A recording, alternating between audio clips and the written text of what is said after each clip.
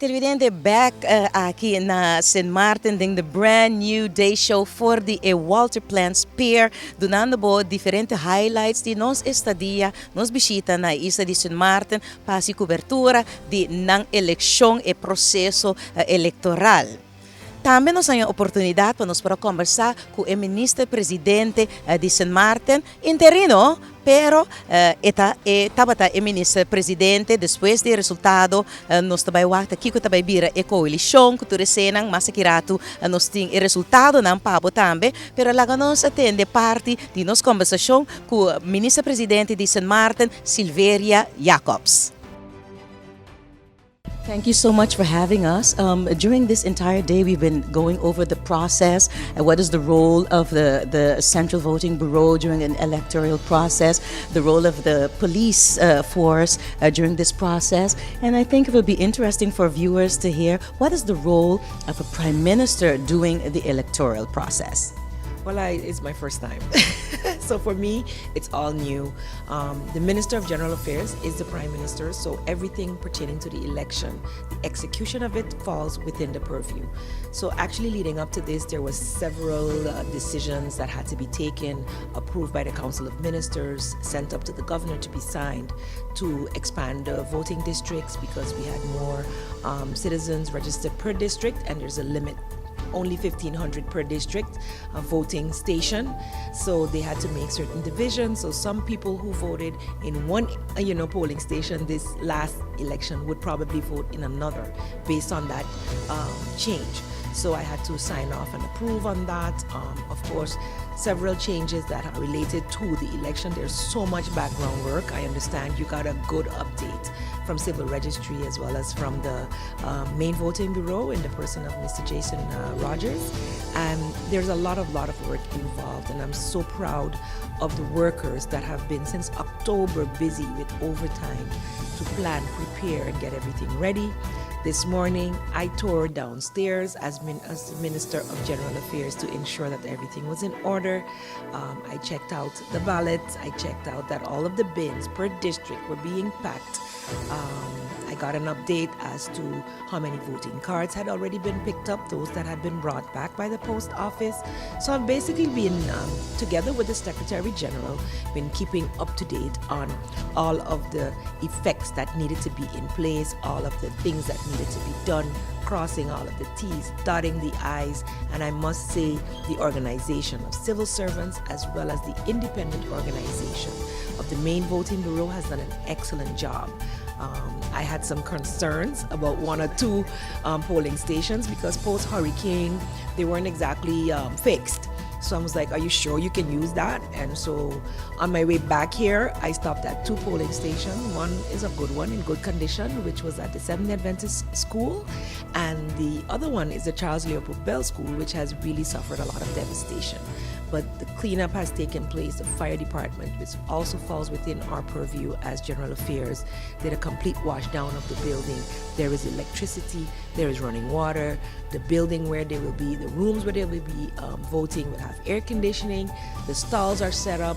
The voting mechanisms are all in place, and the persons who have to man these polls have been benoemd, as they would say in Dutch. So I had to sign off the decree to name who these persons are, authorize them to be in charge, who would be the plaatsvervangenden if somebody fell ill, and to also authorize the Secretary General if anyone else fell ill, that he would be authorized to appoint them to fill in. So literally all dots have been made above the I's, all T's have been crossed. The police have brought in extra forces because it's a very, very busy day on St. Maarten with 5 ships in. So we anticipate some traffic issues, and I must say that all contingencies have been looked at to ensure that it's a safe, disaster-free, clear, free, transparent election. And we have a good history of actually having a jovial and camaraderie during an election. You don't see animosity. We give our electorate the opportunity to walk up, go to your polls. You will hear, vote for me or vote for this one or the other. But I think we're doing a pretty good job of keeping it clean.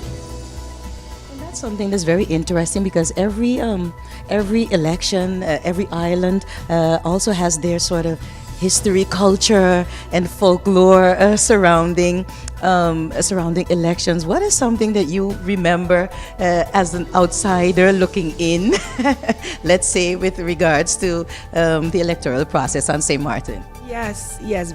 Not being involved in it and then getting in it is a completely different thing. I mean, as a voter, for me, it was nerve wracking. My first time, especially because all these people around, and it can be a bit nerve wracking. So I have that medelijden now, that compassion that I am not, and I always ask my team to not be excessive, etc. You have to do your work prior to that.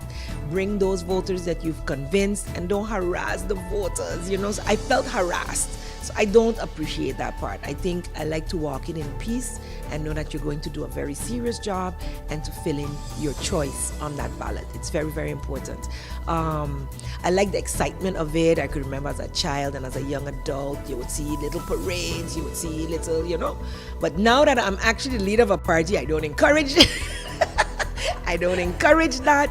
And definitely with the traffic situation, it is not being advised. Get to the polling station that you have to work or take care of. Do what you have to do, but do not create any unnecessary traffic jams. The governor will be touring. I will also take a visual tour of the different polling stations after I have voted as Prime Minister and General Affairs Minister. I will take a tour officially, and once I've done that, I will be in campaign mode.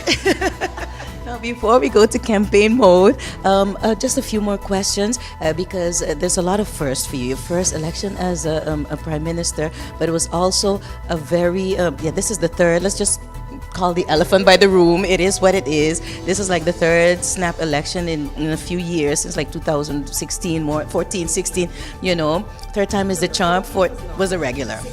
Yes.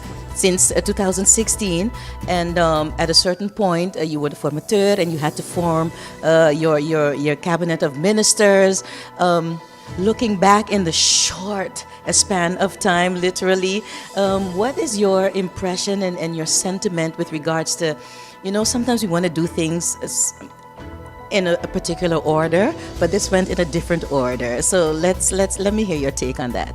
Yes, Merietza, I would have loved that.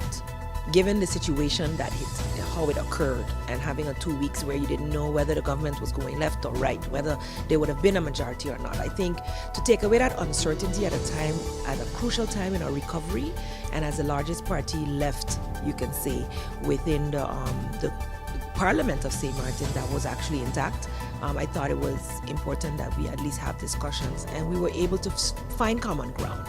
And so once we'd done that, we had hoped that would have sufficed and let us go into the next 2.5 years and finalize the period of 2018-2022.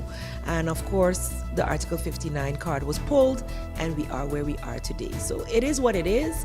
We would have hoped to have been able to execute and finalize the recovery, rebuilding of St. Martin in a less volatile situation, but it has been done, and the options for the people are clear. So I'm hoping that they will come out, despite the fact that they may be disgruntled, that there is yet another.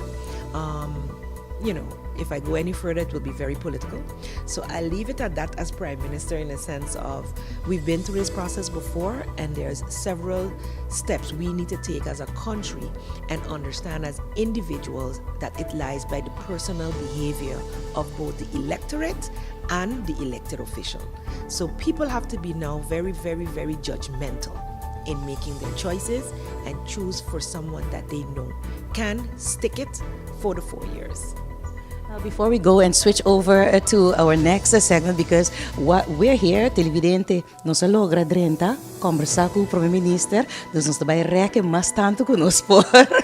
So, ja anoche a sera shonang dus, ja, kiki asi nos ta ki kaba dus nos puba juice, puntre maskos conosco. Now, Prime Minister, with regards, and I don't know if this is a question you can answer as Prime Minister, elections cost money. And, there was talk about the international observers, who gonna pay for that? Police are coming in from the different islands, who gonna pay for that? Are you able to answer this as a Prime Minister, or should we go and come back and we No, it's dealing with the budget of the country, and the entire process of the election was not budgeted for because it's 2019-20. It wasn't part of our budget. However, before we even came in, the former government had already ascertained that it would cost about 400,000 guilders, and it is to be found within the budget, because you set a budget on paper, and if you do not actually utilize all parts, you can then pull from here and there and be able to make it work. So that has been done. There has been no cry like there's not enough to be able to cover what has to be done. So I didn't really want to stress the budget any longer. We are in a deficit budget, but we're muddling through. But we cannot make the necessary changes to improve things, to make things better. Of course, we would have preferred not to have had an election, not to have had this burden on our budget, but it is what it is. It has to be carried by the St. Maarten government. If we receive any liquidity support that has been promised, then of course it can be, afgeschreven van. But at the end of the day, the liquidity support is also a loan. So we will see how it works out in the end. We will get the afschrift, the afrekeningen from every, maybe hopefully it comes out less than planned.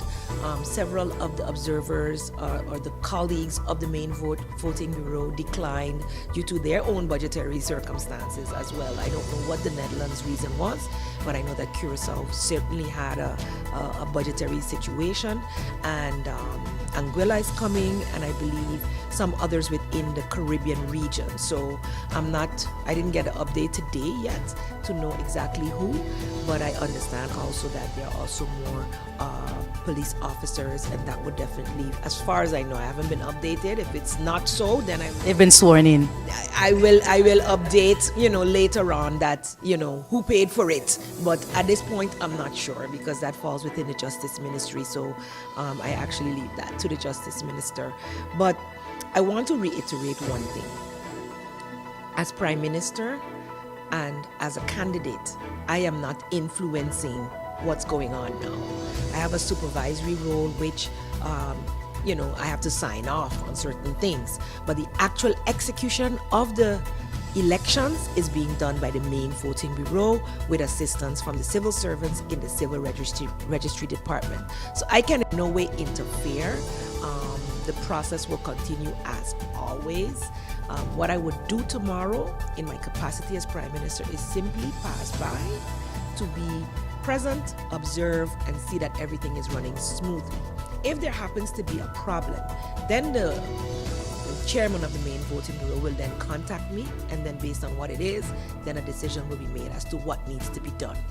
Where it comes to safety and security during the election process, that falls within the Ministry of Justice, who has already published, the guidelines, etc. And because our people on St. Maarten are so well behaved, I expect that should not be any problem, because we don't allow any, public alcoholic beverage to be sold in the public, and we keep a calm atmosphere, and we just have a camaraderie. Our culture of elections is not a fighting, brutal one. It is one in which it's 16 square miles.